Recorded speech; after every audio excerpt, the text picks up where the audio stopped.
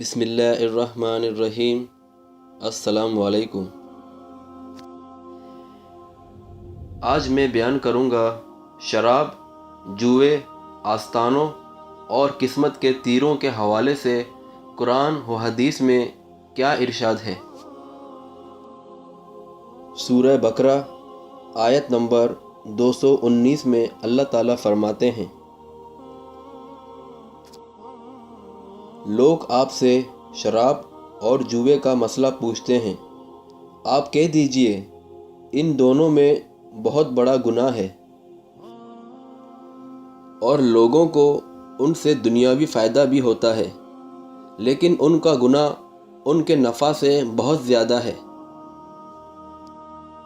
آپ سے یہ بھی دریافت کرتے ہیں کہ کیا کچھ خرچ کریں، تو آپ کہہ دیجئے کہ ضرورت سے زائد چیز۔ اللہ اسی طرح اپنے احکام صاف صاف تمہارے لیے بیان فرما رہا ہے تاکہ تم سوچ سمجھ سکو۔ مطلب بڑا گناہ تو دین کے اعتبار سے ہے، فائدوں کا تعلق دنیا سے ہے۔ مثلاً شراب سے وقتی طور پر بدن میں چستی اور مستی اور بعض ذہنوں میں تیزی آ جاتی ہے، جنسی قوت میں اضافہ ہو جاتا ہے، جس کے لیے اس کا استعمال عام ہوتا ہے۔ اسی طرح اس کی خرید و فروخت نفع بخش کاروبار ہے۔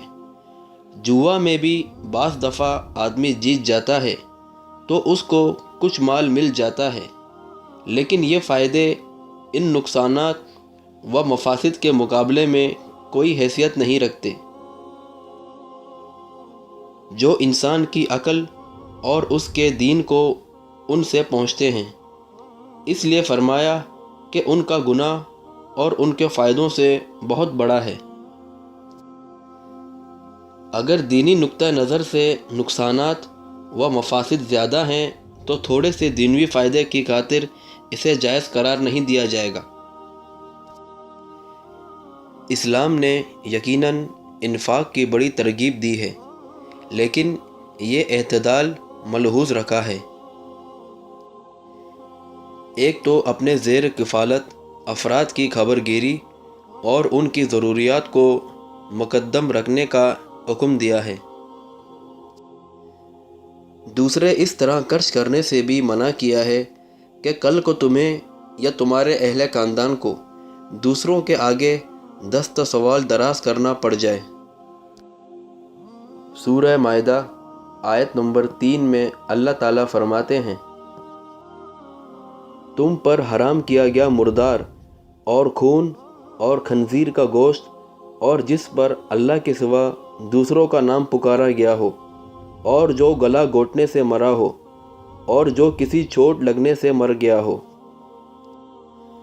اور جو اونچی جگہ سے گر کر مرا ہو، اور جو کسی کے سینگ مارنے سے مرا ہو، اور جسے درندوں نے پھاڑ کھایا ہو، لیکن اسے تم ذبح کر ڈالو تو حرام نہیں، اور جو آستانوں پر ذبح کیا گیا ہو، اور یہ بھی کہ قرآن کے تیروں کے ذریعے فال گیری کرو، یہ سب بدترین گناہ ہیں۔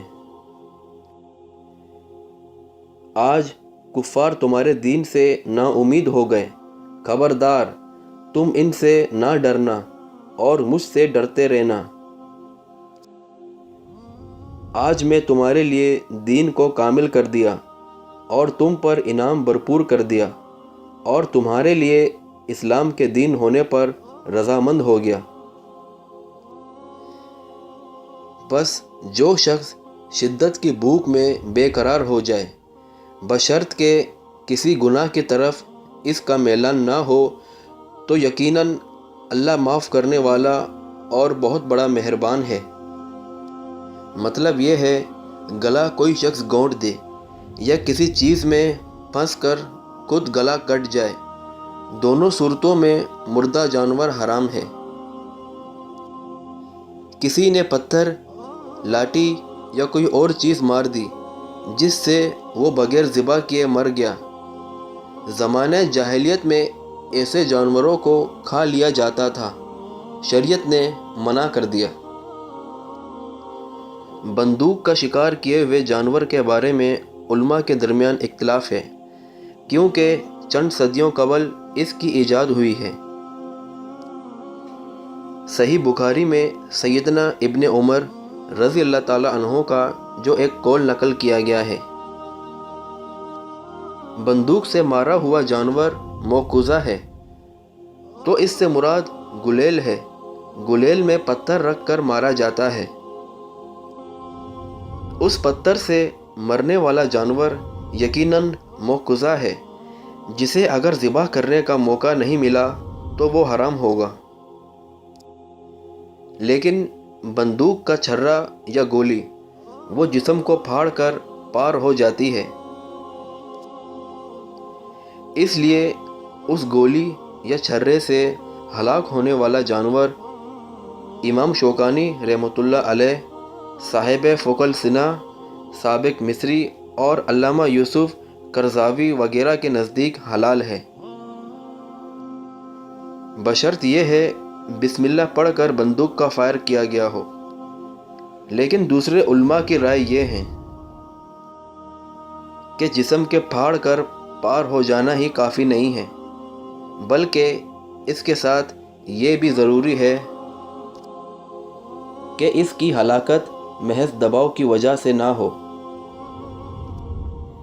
صحیح بخاری حدیث نمبر 5475 اور صحیح مسلم حدیث نمبر 1929 میں محمد صلی اللہ علیہ وآلہ وسلم نے فرمایا، جو تیر جانور کو دھار کی طرف سے لگے اور اس سے اس کی ہلاکت واقع ہو جائے، اسے کھا لو، اور جو دھار کے بجائے عرض تیر سے مرے تو وہ موقوذہ ہے، اسے نہ کھاؤ۔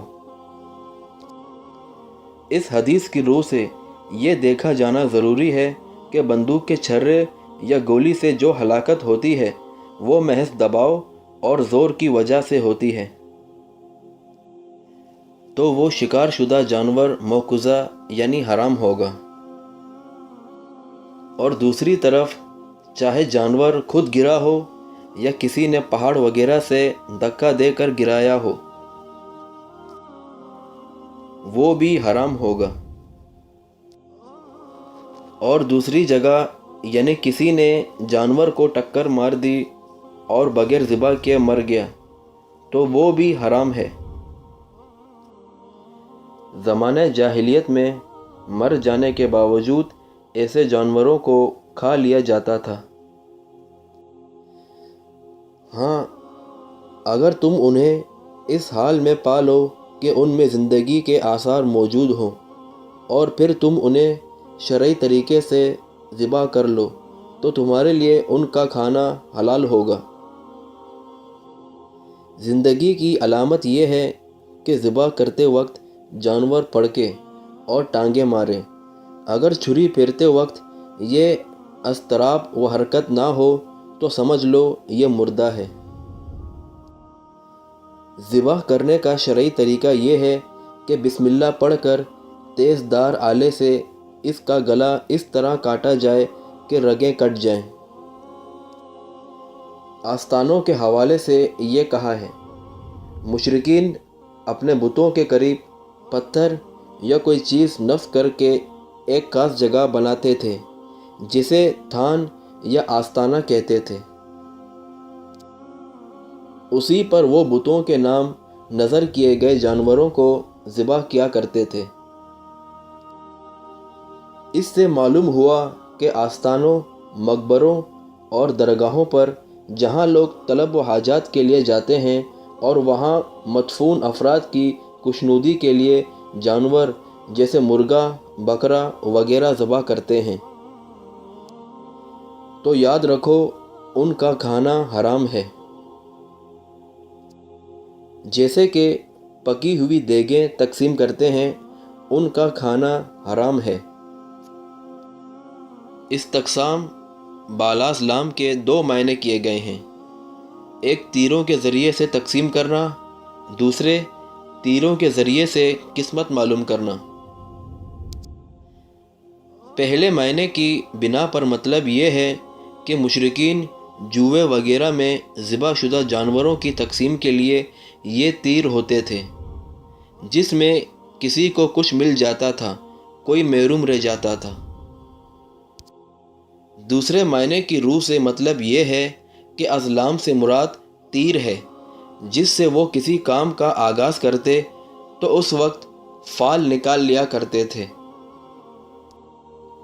انہوں نے 3 قسم کے تیر بنا رکھے تھے، ایک افعل یعنی کہ کر، دوسرے میں لا تفعل یعنی نہ کر، اور تیسرے میں کچھ نہیں ہوتا تھا۔ اگر افعل والا تیر نکل آتا تو وہ کام کر لیا جاتا، اگر لا تفعل والا تیر نکلتا تو نہ کرتے، اور تیسرا تیر نکل آتا تو پھر دوبارہ فال نکال لیتے۔ اور یاد رہے یہ تمام کام حرام ہے۔ اور آیت کے آخر میں یہ فرمایا، جیسے کہ بھوک حد سے زیادہ بڑھ جائے تو مذکورہ محرمات کے کھانے کی اجازت ہے، بشرط یہ ہے مقصد اللہ کی نافرمانی اور حد سے تجاوز کرنا نہ ہو، صرف جان بچانا مطلوب ہو۔ اس سے وہ تمام چیزیں مراد ہیں جو حلال ہیں، ہر حلال طیب ہے اور ہر حرام خبیث۔ سورہ مائدہ آیت نمبر 90 اور 91 میں اللہ تعالیٰ فرماتے ہیں،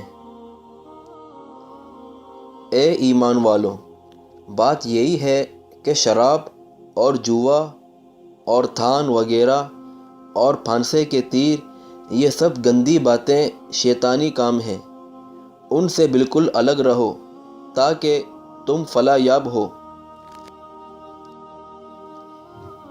شیطان تو یوں چاہتا ہے کہ شراب اور جوئے کے ذریعے سے تمہارے درمیان عداوت اور بغض واقع کرا دے، اور اللہ کی یاد اور نماز سے تم کو باز رکھے۔ بس کیا تم باز آنے والے ہو؟ مطلب یہ ہے کہ شراب اور اس کے ساتھ جوا، پرستش گاہوں یا تھانوں اور فال کے تیروں کو پلید اور شیطانی کام قرار دے کر صاف لفظوں میں ان سے اجتناب کا حکم دے دیا گیا ہے۔ اس آیت میں شراب اور جوئے کے مزید نقصانات بیان کر کے سوال کیا گیا ہے کہ اب بھی باز آؤ گے یا نہیں،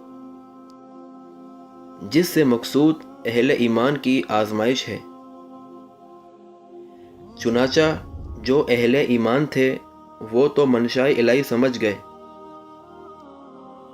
یہ شراب اور جوئے کے مزید معاشرتی اور دینی نقصانات ہیں، اسی لیے شراب کو ام الخبائث کہا جاتا ہے، اور جوا بھی ایک ایسی بری لت ہے کہ یہ انسان کو کسی کام کا نہیں چھوڑتی، اور بسا اوقات رئیس داروں اور پشتنی جاگیرداروں کو مفلس و کتالش بنا دیتی ہے۔ جو شخص اس حرام کام میں ملوث ہے ان سے گزارش ہے کہ اس شیطانی عمل سے دور رہیں۔